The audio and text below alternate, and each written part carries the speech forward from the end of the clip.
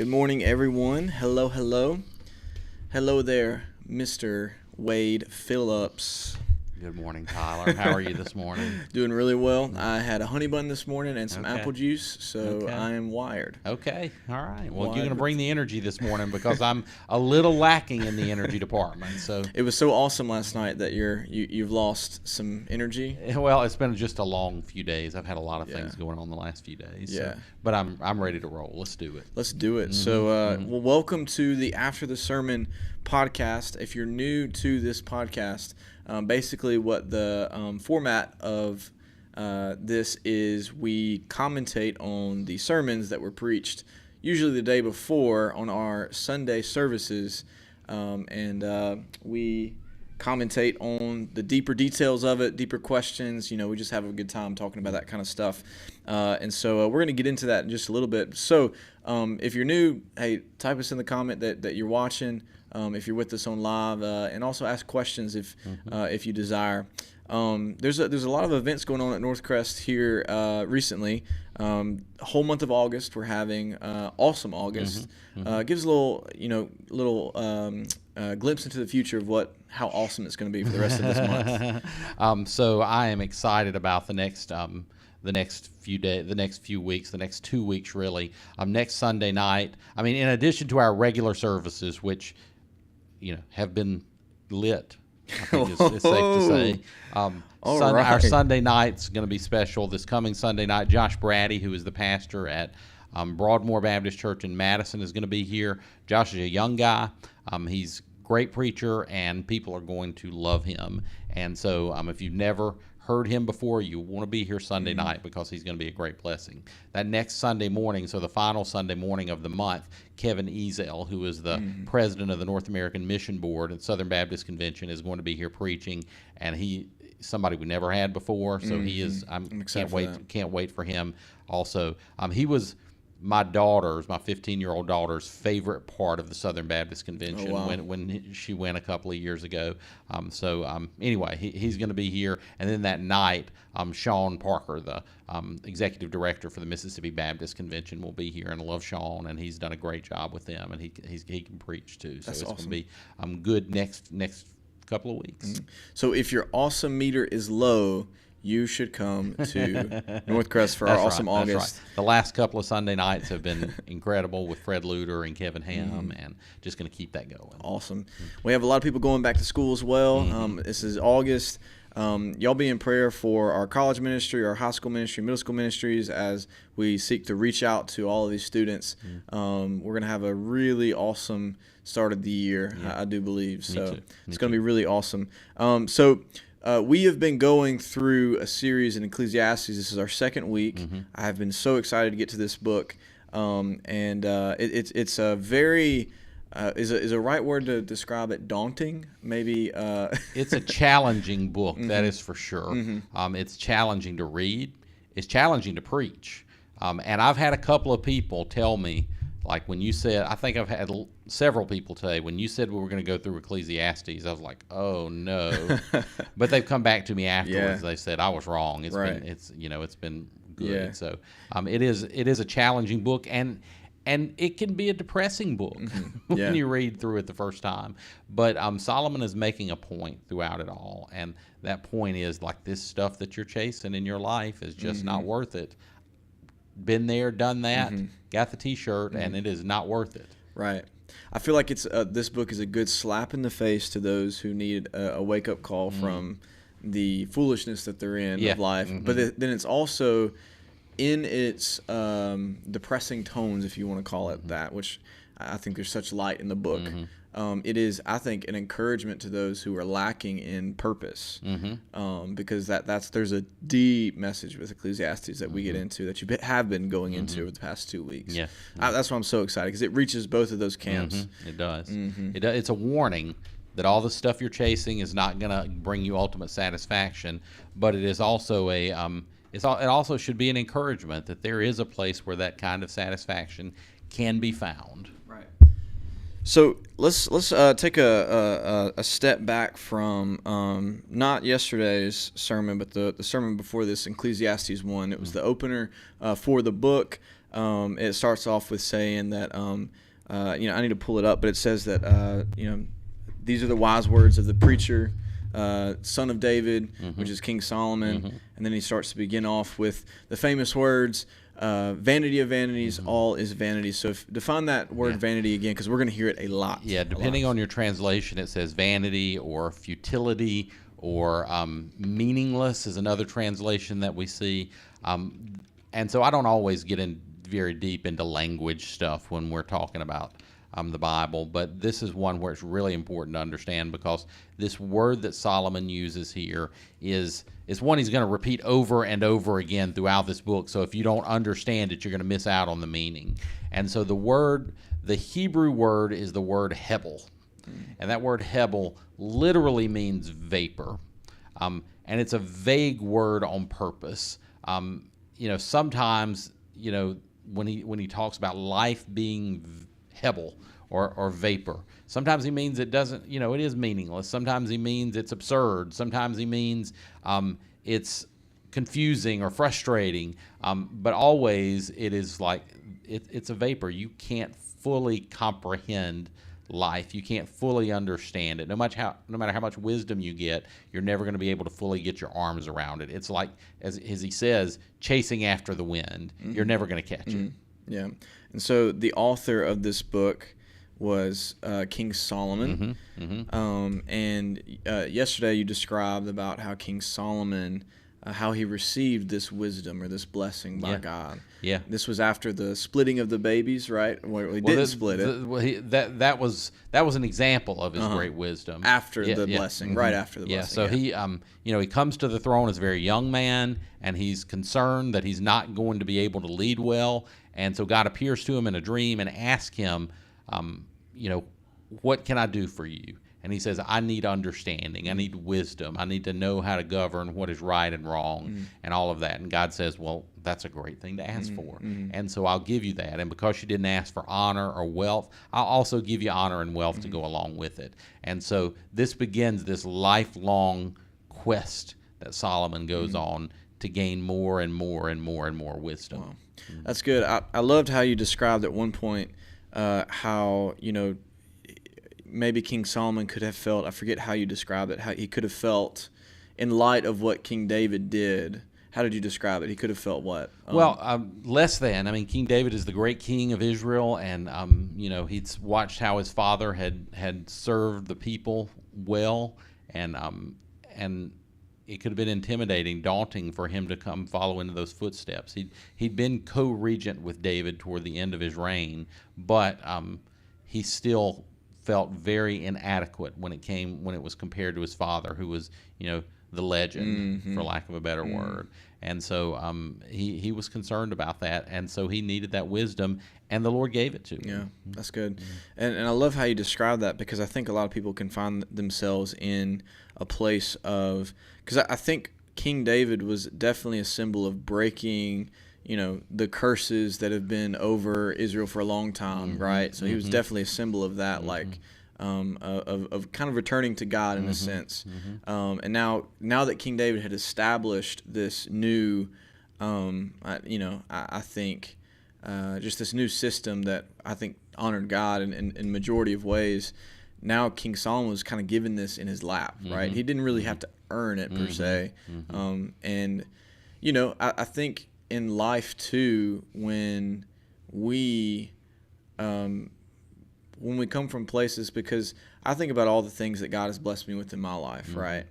That I could have not steward well, right? Some people come from a place where they have nothing and then build up, right? And so I think King Solomon is such a symbol of like when you are given things, how to be wise as you are given those things. Not have to. I don't know. I have this stewarding what you've been given, stewarding it well. Yeah.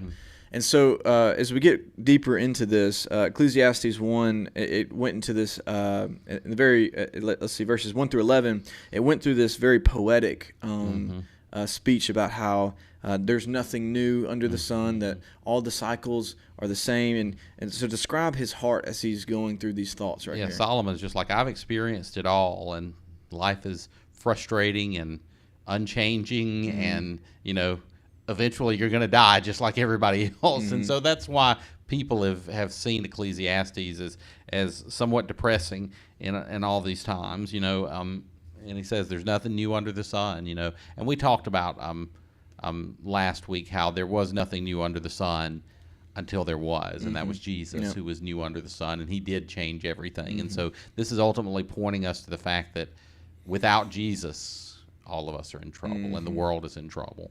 And so that was basically the message of those first 11 verses. And then in verse 12, he begins this process of drilling down on specific ways that he has sought fulfillment, specific ways he has sought satisfaction and meaning in his life.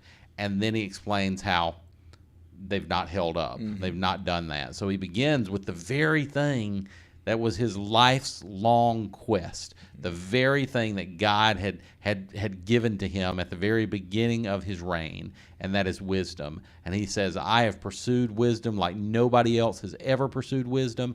I've been given wisdom like no one else has ever had wisdom. And what is there now? Yeah. And it's just not been enough. It's not satisfied me. And so the point of this passage is for us to understand that no matter how noble your life's pursuit is, if it is not God, it will not be enough. It will not be enough to satisfy you. And so Solomon spent his whole life pursuing wisdom and was successful. He found wisdom, found lots of wisdom, but in his wisdom, he realized that wisdom didn't satisfy him. It just wasn't enough to make him happy. That's so good. And so as we officially step over into yesterday's sermon, the first point that you made was wisdom can be frustrating.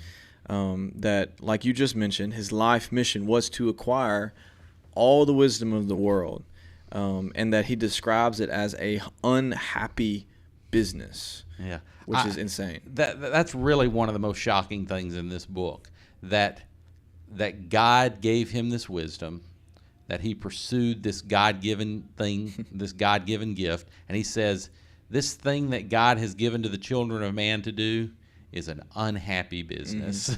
Listen how CSB writes it. God has given people this miserable task to keep them occupied. It's wow. Yeah, it really is. It's like, and he says, I've seen everything that's done under the sun, and it is all vanity. It is all hebel. It is all vapor. It's chasing after the wind.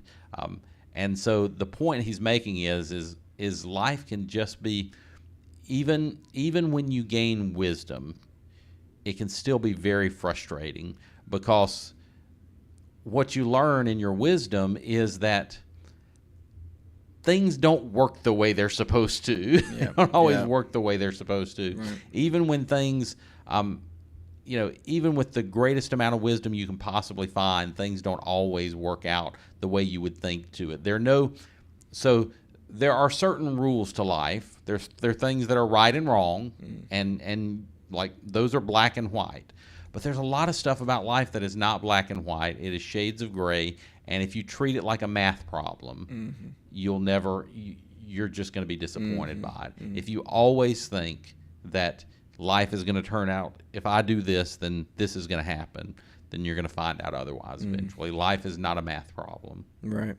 And you made a point about Proverbs 26:4-5 that he couldn't get enough wisdom, that it was a vain quest. Even there are sometimes that you can use wisdom in areas, and sometimes that you'll have to use it's so gray sometimes. The answers are very gray. Yeah, if you go to Proverbs 26:4-5, he says, in verse 4, he says, don't answer a fool according to his folly, or you'll become like him.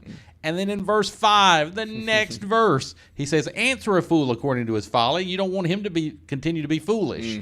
And so it's like, which one? Do I answer him or do I not answer him? And the answer is, sometimes you do, and sometimes you don't. And you need wisdom to figure that out even. And so it would be much easier, and I think this is one of the things that frustrated Solomon. So if it was always verse 4 or it was always verse 5. But the fact that sometimes it's verse 4 and other times it's verse 5 becomes incredibly frustrating. Have you ever dealt with frustration as far as like these answers that you seek after, and God kind of gives these same kind of scenarios, great answers in your life? Have you ever been frustrated, and can you think of a time? I don't know if I can think. Yes is the short answer. The longer answer is I don't know if I have a specific anecdote. But okay. We talk about our marriages here sometimes. One thing you're going to learn being married is I can do one thing today that makes my wife really happy, and I can do the same thing tomorrow, and it may not. And that's not talking about my wife, or it's just people in general. You know, same for us too. Yeah. You know, same thing. Yeah, same thing with me. You know, one thing will bring me great pleasure one day and no pleasure the next. You know, and so if you see your spouse as a you know, this door to be unlocked, and once I've got the key, I don't have to worry about it again, you're going to be really disappointed. And so sometimes, you know, you just have to understand that life doesn't work that way, and no amount of wisdom is going to give you the key that unlocks everything so that you never have to worry about it again. I figured it out now. The moment you think you figured it out, everything changes. This may be our first Ric Flair reference here, but I don't think or maybe it was Roddy Piper, one of those two wrestlers. He had this great statement. He said, "The moment you figure out the answers, I change the questions." and that's how life is, you know. As soon as we think we've got everything figured out, something comes along that just blows up our idea of what we thought we had figured out. Wow. Hey, that's kind of very poetic for sure. Yeah, we have very clear and unclear rules of life. Like I think there are black and white things as far as Scripture goes, and then there's also gray areas. How do we get better at discerning between these things? Yeah, the Bible is clear that if we ask for wisdom, God will give us wisdom. But we also, in a sense, just have to embrace the uncertainty of it. So even as I ask for wisdom and I pray, Lord, work this out for your goodwill, we understand that God is smarter than us, and he's got plans that transcend what we think the plans are. And so the best thing wisdom can often do for you is just simply allow you to recognize that God is working on a different plane than I am, on a higher plane with bigger plans than I am. And so just being able to trust God that whatever happens here is working out for your good. And now or for his glory and for your good. And that's actually, it can be frustrating, okay? Because you're like, I want to know the answer here. I need to know the best thing to do here. And so that can be frustrating, but it can also be freeing if you allow it to be, because it's like, I'm going to pray, I'm going to ask God for wisdom, I'm going to do what I think is the right thing, and then I'm going to let him worry about the consequences because he knows what's right better than I do. Right. And so that can be incredibly freeing too. I don't know how this just came to my mind, but you know, let's imagine that you're taking the ACT or something, a big test that takes a long time, right? And let's say the teacher or the person that's given the test is allowed to give you the answers, but the only thing is that it takes them a long time to give you the answers. Like, let's say the ACT took you 10 hours to take, right? And every 30 minutes they would give you the answer. I would be tempted to go ahead and on my own and try to figure out the answers by myself. Whereas if I could have waited all 10 hours, I could have made 100 on that test, right? And I don't know how quite this resembles our walk with God, but I do think it somewhat does, in a sense that we don't listen to him enough, and we try to go ahead of his answers that he wants to give us by trying to answer it on our own. And sometimes we may get it right in our own wisdom. Sometimes we may, but then the more we rely on our own, in the future we'll start to fail. That's right. And so, like, I think there lies the frustration. I think it may be more of a patience game than anything. I think it just, we get so impatient and we get so frustrated that things can't be resolved now. And so I don't know. I think that's something we all struggle with. One of the things that I think we struggle with also is we think if we do the right thing, it ought to turn out the way that we want it to turn out. Yeah. And that's just not how life works. That's one of the reasons that it was so frustrating for him. Sometimes you can do the right thing, and it does not turn out the way that you thought it should turn out. That does not mean God's will has not been done, and it does not mean that God has thrown his hands up in the air in frustration. His plan's still moving forward for your life. Yeah. And even in those places where you think it didn't turn out right, you can trust the Lord that it did. Hypothetically, I mean, we don't know this, but I feel like maybe one of Solomon's motivations for all the wives that he had, there were probably a lot of motivations, but I think maybe some of his motivations was like, this one doesn't make me happy. Yeah. You know? And I think we have the same feelings today. Solomon just had more access than we did and influence than we did. But we have the same temptations today of like, this isn't making me happy, so let me skip ahead and try to get that happiness in other places, in our marriages and everything. And that is a preview of next week's sermon, because Solomon is going to talk about the vanity of pleasure, of seeking pleasure as your highest good. And so, man, that speaks to our culture right now big time, because the highest good in most people's mind is my own personal happiness. Wow. That's good. So wisdom can be frustrating. I've seen that in my own life. Number 2 is wisdom can't bring about change. That was your second point. That Solomon, you talked about Solomon and his back problems. That what has been crooked can't be made straight. Is that actually what that's talking about? Some commentators suggest that that's probably what he's getting at right there. That's crazy. His back starts creaking and stooping, and he can't straighten it, and then those inches that he's lost can't be counted anymore. Right. That's cool. Well, okay, so wisdom can't bring about change. Explain a little bit about what that means. Sure. What wisdom can do is help you know a lot of times what the right thing to do is. It can't empower you to do the right thing, and which is one of the most frustrating things when you know what is right. Maybe you're watching somebody you love do something, and you know what they're doing is taking them down a bad path, and you can tell them until you're blue in the face, but you can't make them do it. You can't make them do it. But it's not just them, because we all have things in our lives that we know what the right thing to do is. But when the rubber meets the road, when it's time to do the right thing, either we fear what the consequences will be and we don't do it, or we think even though it's the right thing, it's not what I want to do right now. Yeah. And so then we look back on it like, why did I do that? I knew what the right thing was. And the truth is, knowledge is not enough. Understanding is not enough. If all we needed was new facts, new information, then we could fix the whole world, in 5 minutes. We've got enough information to fix the world. The problem is when it comes to actually doing the work of changing. Wisdom can't do that, and we can't do that on our own. We can't change ourselves, because the problem that every person has is a sin problem. Deep inside of us, we are sinners, and we are broken, and we are messed up, and because of that, it's impossible to change on our own. We can do a few adjustments here and there, but the problems that we have are so much greater than we truly understand, that there's something deep inside of us that is messed up, that just getting new information is not going to fix that. Yeah.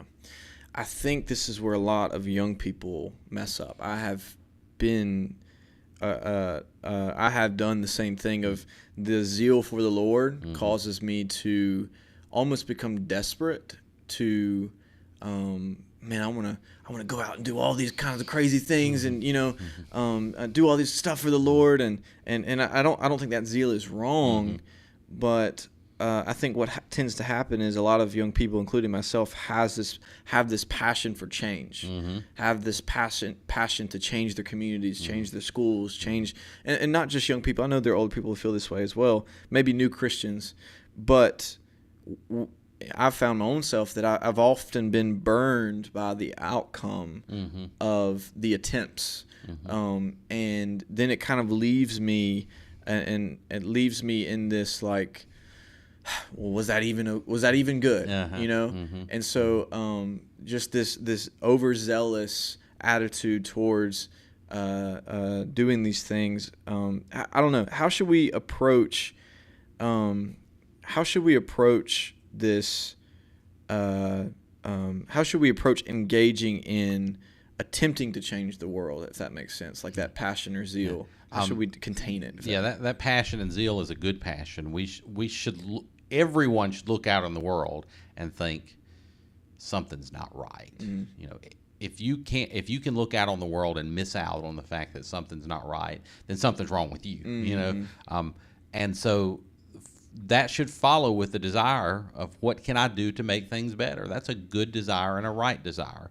The problem comes when we think again that this is just a matter of getting more information. It's just a matter of figuring things out on my own. And I'm tempted to this also, like, what is the equation that is going to unlock what needs to be done to fix this? You know, what can we do? And the truth is that we cannot. You can't change anybody or anything in any real way, any long-lasting way. Certainly not in any eternal way. You can't change yourself either. That's the other problem. Is even in our best attempts, we're messed up and sinful people who don't get it right either. Yeah. And so before you can get to a place of actually trying to change things, you need to understand that I, on my own, don't have the ability to do anything. I can't change it. Right. And that ought to send you to a place of desperation, of recognition of my own weakness and frailty, and desperation for what is the solution to this, you know? And ultimately, the solution is God, and that's where Solomon is taking us here. And I think what happened to me oftentimes was that craving to change the world would prioritize changing myself. Yeah. And that's where I would find myself falling deeper into sin and temptation, falling deeper into bitterness and depression, because I can't, like you said, control these exterior things outside of myself. But one thing that I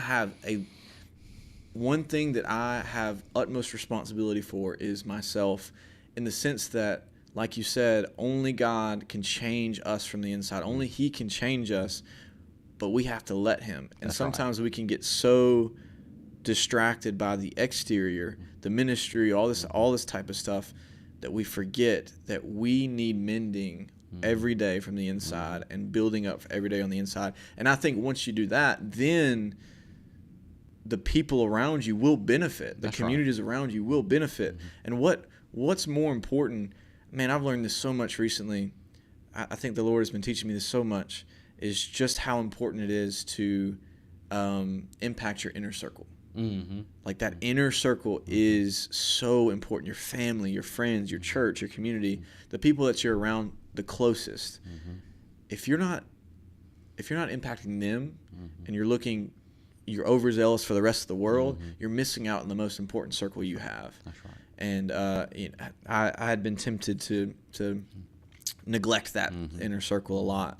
And so I don't know. I hope that's an encouragement for some people listening to. We overestimate what kind of impact we can have in 5 minutes or 6 months or a year, and we underestimate what kind of impact we can have over the course of our lifetime. But the way that we have that impact is by trusting the Lord, by being obedient and faithful to Him, and letting Him work through us instead of trying to do it on our own.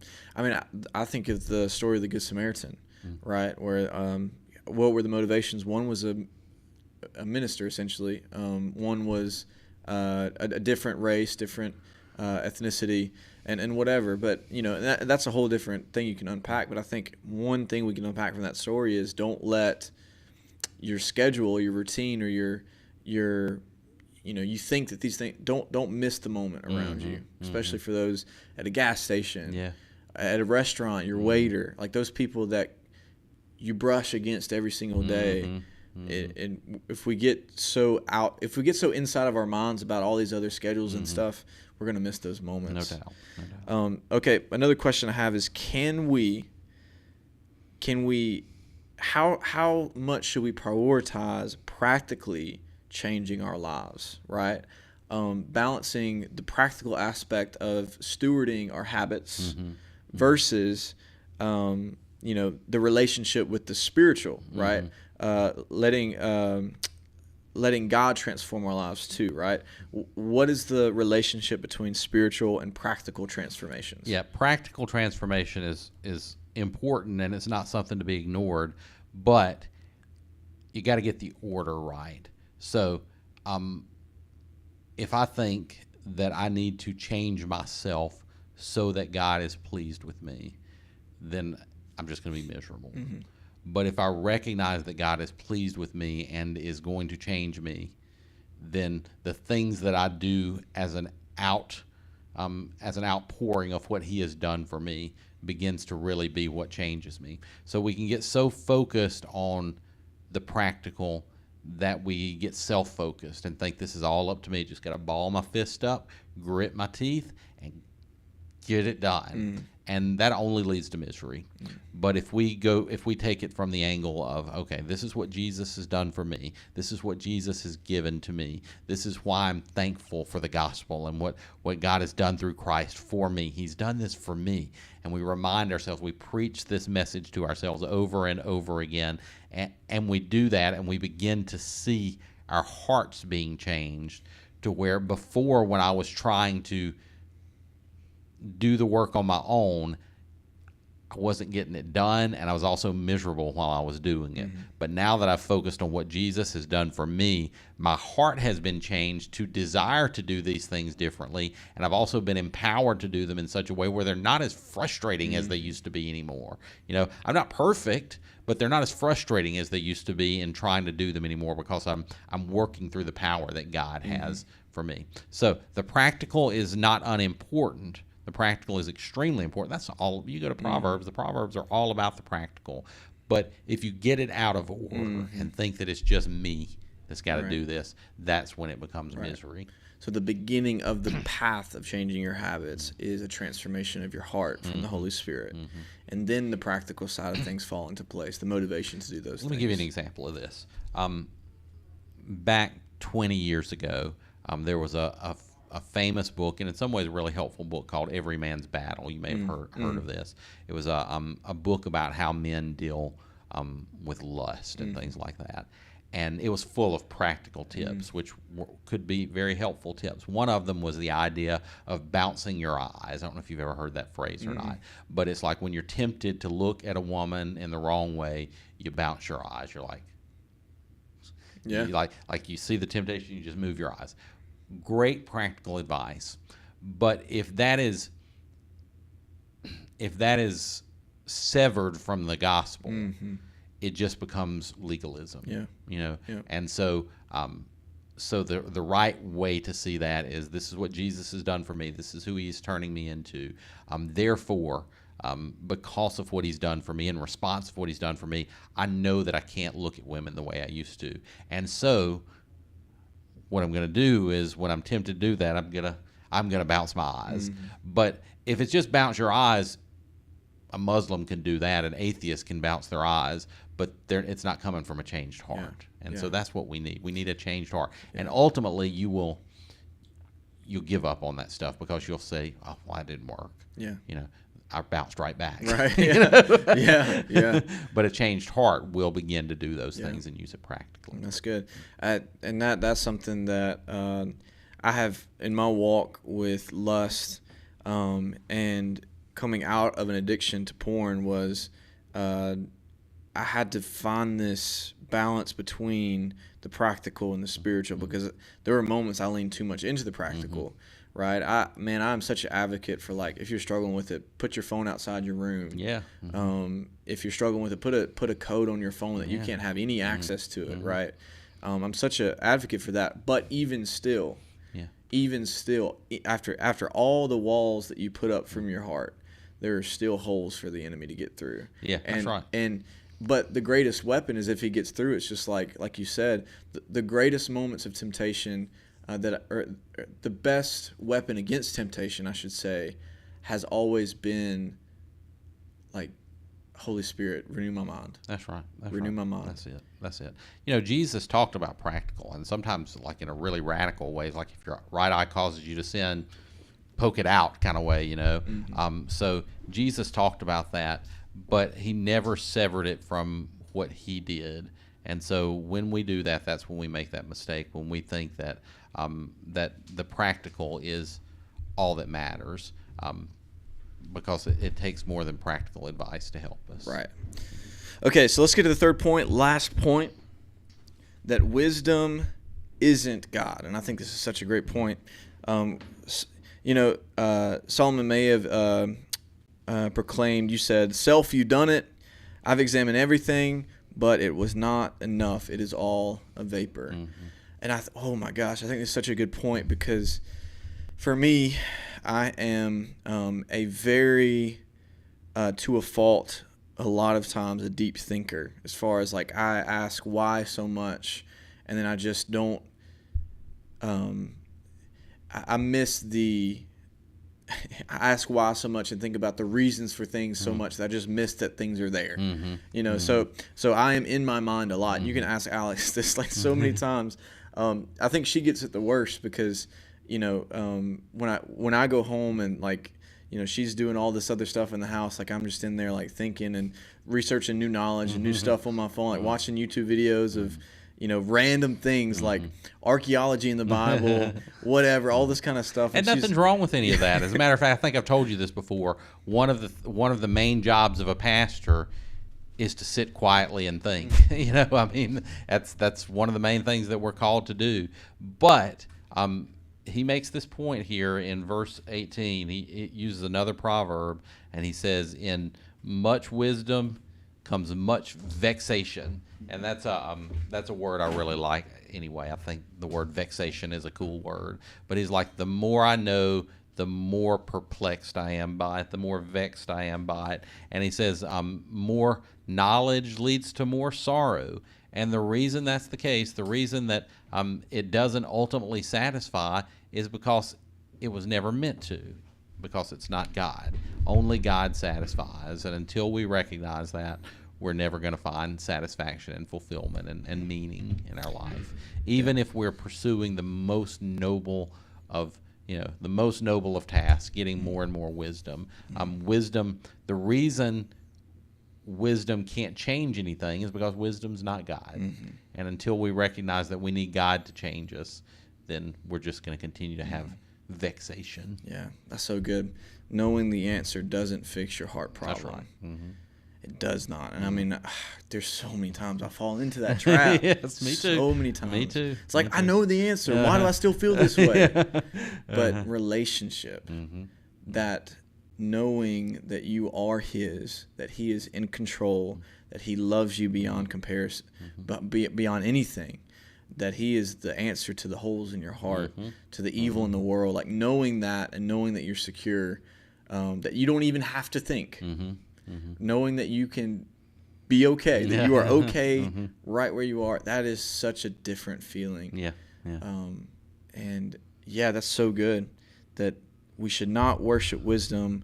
We worship and adore and meditate all the time on God. And because our wisdom falls so far short of God's wisdom, the things that seem wise to us will sometimes be in complete contradiction to what God wants. You'd be like, this seems like the right thing to do.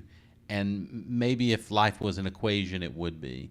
But God's thoughts are so much higher than ours that that sometimes we have, like, he's on a different plane than us. And so our wisest ideas aren't enough to really change, really fix anything. Right. We like to think, well, there are political solutions that'll fix our world. There are cultural solutions that'll fix our world. We can figure this out if we put our brains together. But that's just not how it works. Only God can do this, and has done it through Jesus. He has done what what is necessary. What I said was, Solomon pursued wisdom his whole life, and he threw his hands up in the air and said, I don't know. Yeah. But Jesus was wisdom, and when he put his hands up in the air, he could say, "It is finished," and he has done what we couldn't do. And the gospel has never made fully logical sense to me. It is logical. It's God's solution. But like, if I try to piece every piece of the gospel together and, turn it into a math equation, it may not make full sense to me, because I'm not God. Right. But I can trust him that it does make sense and it is right. Yeah. And just let him handle that. That's so good. And then he does the work. That's awesome. Well, that's good. If there's not anything else, give us a little rundown or just a little sneak peek about what next week is going to be about. You mentioned it earlier, but just the pleasures. Yeah. If the ESV titles it "The Vanity of Self-Indulgence," but what we're going to see is Solomon is. He said, I chased every pleasure imaginable. I went after it with my whole heart, thinking that this pleasure was going to make me happy. And we find that he chased more and more and more and more and more, and it never satisfied him. And so this is a word for our culture today, because this is what basically everyone is doing. They're chasing happiness like dogs chase cars, and are equally successful. Yeah. And so this is going to be I think it's going to be an important word for our culture and our church. If Solomon was alive today, what genre of music do you think you'd be listening to? It depends on the time of his life. If it was toward the end, it might be emo or something. Some sad violin music all the time. Yeah. Maybe early on some he'd probably be at like raves and stuff, Whoa! Yeah. Well, that's awesome. It's going to be a good series through Ecclesiastes. I'm very excited about going through this. I'm excited for young people to get to hear this, because I've needed this book. I really have. And I know adults need it as well. But I just it's one of those books that gives you fresh eyes for your life, fresh hearts, fresh eyes to see the world as it is. And we mentioned this before in the pastor's meeting, but I love the very end. As Ecclesiastes finishes, at the very end, all this depressing stuff is talked about, and then it kind of takes a step away from it, and it's like, after all that is said, all that you can do is fear the Lord and keep His commandments. The end of the matter is this. Yeah. And that's the light that we look at Ecclesiastes through, is that there is purpose in all of it. To fear God and to keep His commandments, because He is ultimately the one who set that all into motion and who has control of it all. And so if we are under His authority and listen to Him, and ultimately that's in Christ, as we listen and have faith to what He's done for us in our life, then everything's going to be okay, and there's purpose in it. We can trust that there's purpose. We can trust that it's not meaningless. Yeah. That's good. So I'm excited about it. Yeah, cool. All right. Anything else you'd like to say to the people at home, in their cars, at lunch? Whatever. Thanks for listening. Yeah. Hope to see you Sunday. Hope to see you Wednesday. But also Sunday. That's awesome. Well, guys, thank y'all so much for listening. We will see y'all next week as we talk about Ecclesiastes chapter 2. Thank y'all so much. If you have any questions, submit them to us. We'd love to answer them. We'll see you guys on the next one. And goodbye. All right, then. Bye-bye now.